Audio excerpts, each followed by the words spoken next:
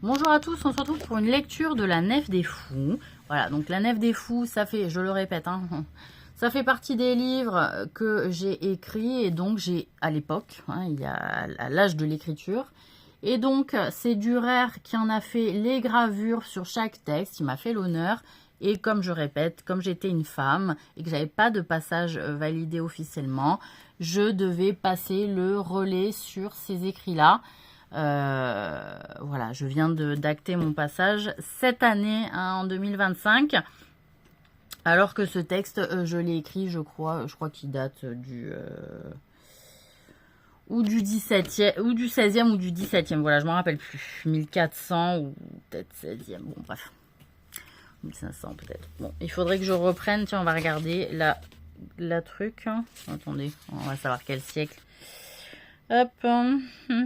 Non, ça c'est l'édition. Ouais, 97. Bon. Tac. 1854. Voilà, 1854. Donc c'est le 19e. Bon.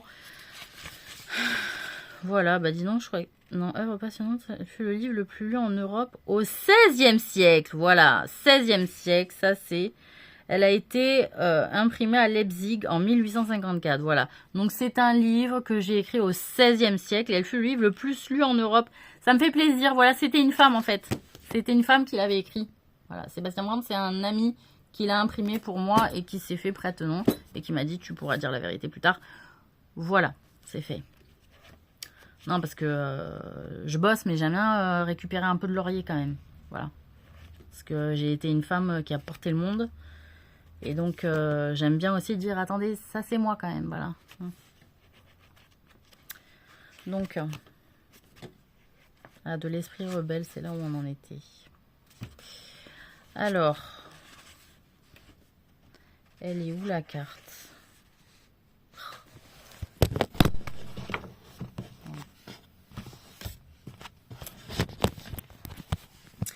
De l'esprit rebelle. Donc, Durer, hein, a fait des petits textes où il nous dit qui n'en veut faire, il commentait mes textes et ses images, hein, ces gravures qu'il avait faites. Donc, qui n'en veut faire qu'à sa tête va quérir les oiseaux au nid. S'il tombe, il sera bien puni.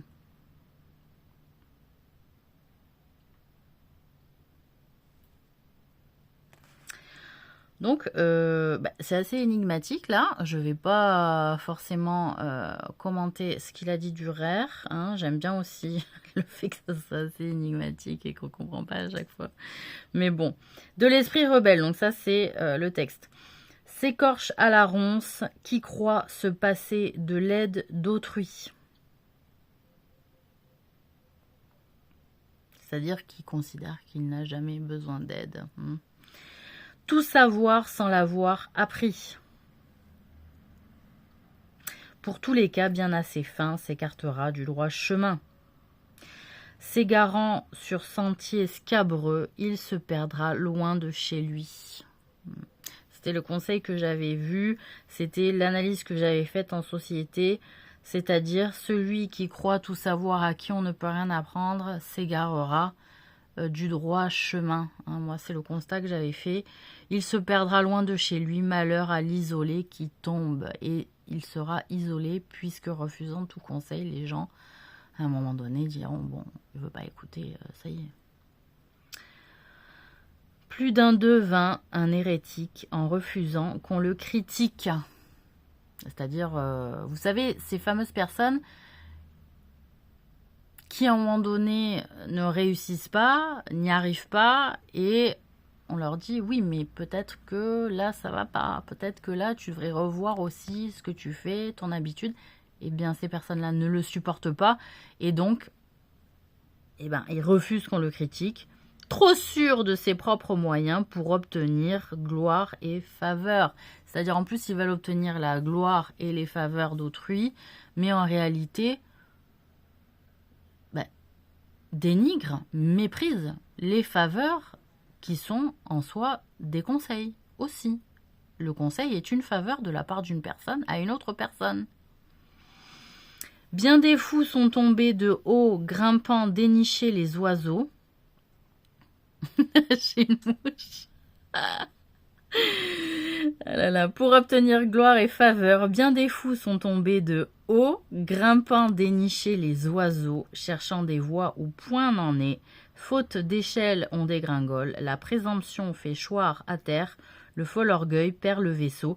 Il n'y a gloire à refuser, un profitable enseignement.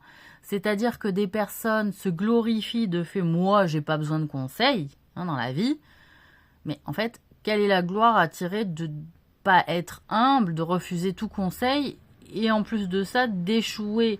Et même quelqu'un qui réussit et qui marque une personnalité où il n'a pas eu besoin de conseils pour réussir, ça marque quand même un ego un petit peu démesuré, hein, malade. Et donc, si on réfléchit bien,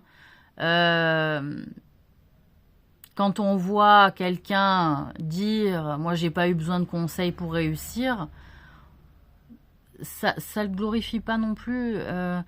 Quand on voit des gens humbles qui disent c'est grâce aussi à toi si j'en suis arrivé là, c'est grâce aussi à toi, les gens qui ont conscience qu'ils n'ont pas pu réussir tout seuls et que ce sont des personnes aussi qui l'ont soutenu, même seulement psychologiquement, qui étaient là pour la personne, cela est glorieux car la gloire est partagée.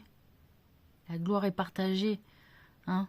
Et donc ça augmente l'effet de gloire de la personne. Hein. Quand on ne s'octroie pas seul les lauriers en disant « j'ai été seul à faire ci, j'ai été seul à faire ça ». Voilà. Grimpant, dénicher les oiseaux, cherchant des voies où point n'en est. Faute d'échelle, on dégringole. La présomption fait choir à terre. Le fol orgueil perd le vaisseau. Il n'y a gloire à refuser. Un profitable enseignement. Le monde fut sourd à Noé. Parce que les prophètes, ils ont donné des conseils aux autres humains. Dieu n'épargna bête ni gens, c'est-à-dire sans pitié. Il n'y a pas les animaux. Non, on ne sauve pas que les animaux. Je dis oui, moi si je sauve quelqu'un, c'est que les animaux. Non, Dieu, il a dit non, on sauve certains animaux. Le reste, il coule. Voilà. Bête ni Jean, Corée s'obstina, fut rebelle, connut sa perte avec son groupe. Nuisible et bête singulière, qui impose sa propre tête, veut découdre, bien impudent, une tunique sans couture, qui veut échapper à la nef, il doit se lutter les oreilles, c'est ce que fit Ulysse en mer, quand il fut en vue des sirènes. Ce geste sage le sauva et fit se courber leur orgueil. C'est-à-dire que qui veut échapper à la folie, il doit aussi faire travailler ses oreilles au son, c'est-à-dire refuser certains sons des oreilles et ne pas ouïr ce qui se dit à l'extérieur, mais ce qui se dit à l'intérieur aussi.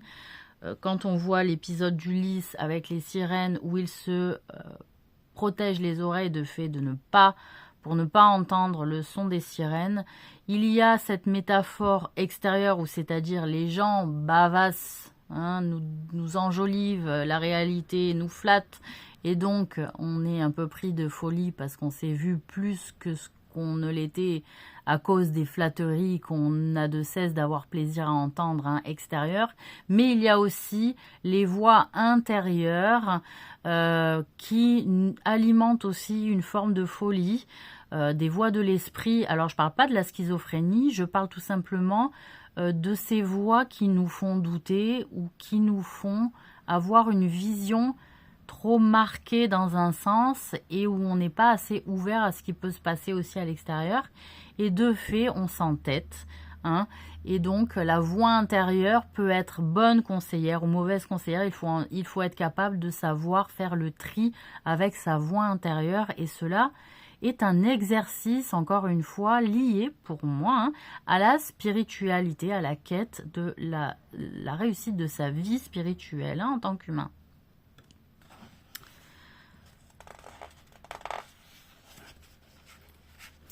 Donc, on passe au texte. Des hasards de la chance. Voilà. Des hasards de la chance. Donc, on va voir. Sûrement, je dois aborder la question de la manière dont il faut interpréter certains hasards de la chance.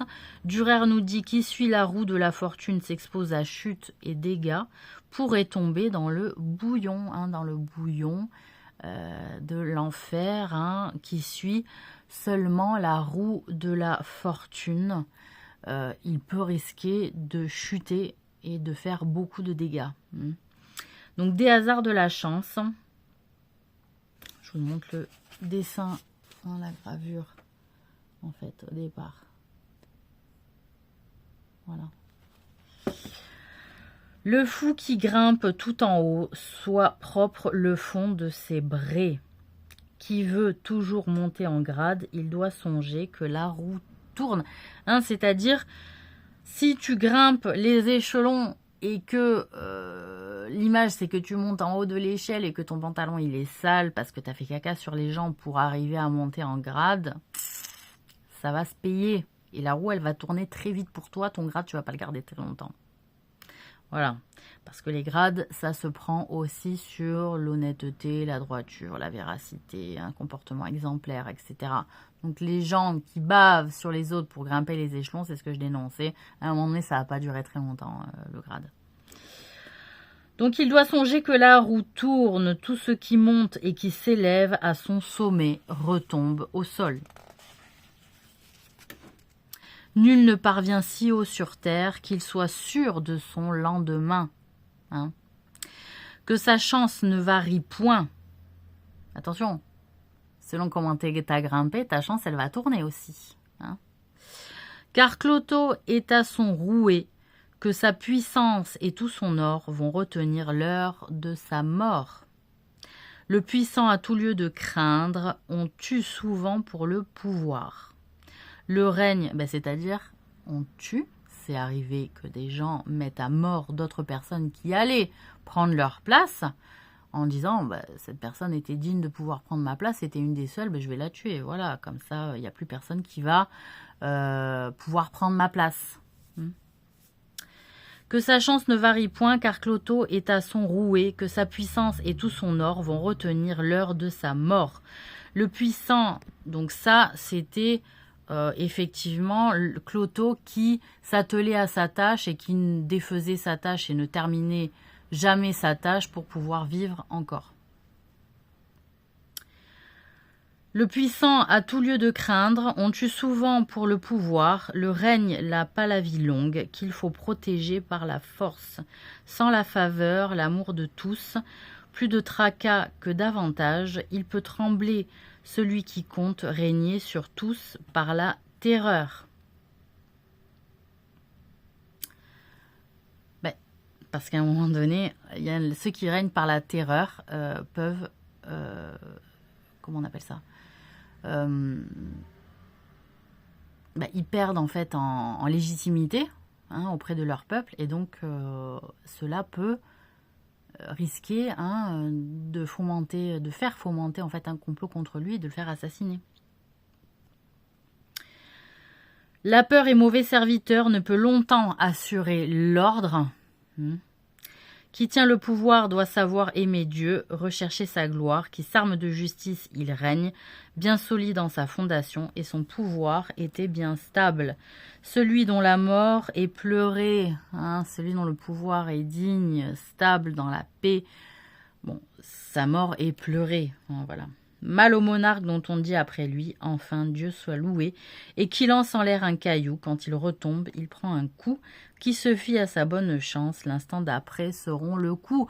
C'est-à-dire, si on marche à l'aveugle et qu'on est là, qu'on dit, tiens, j'ai eu de la chance, mais j'ai pas compris pourquoi j'ai réussi, ça va pas durer très longtemps, Voilà. Donc, il faut comprendre aussi le chemin de la réussite, mais généralement, pour te faire réussir, Dieu, il te fait comprendre que tu dois comprendre pas mal de choses avant de réussir aussi, et savoir rester à ta place. Voilà, on va arrêter là. On va faire 2 textes par 2 textes, parce que c'est quand même long, là je suis à 14 minutes. Voilà. Et bonne journée à tous.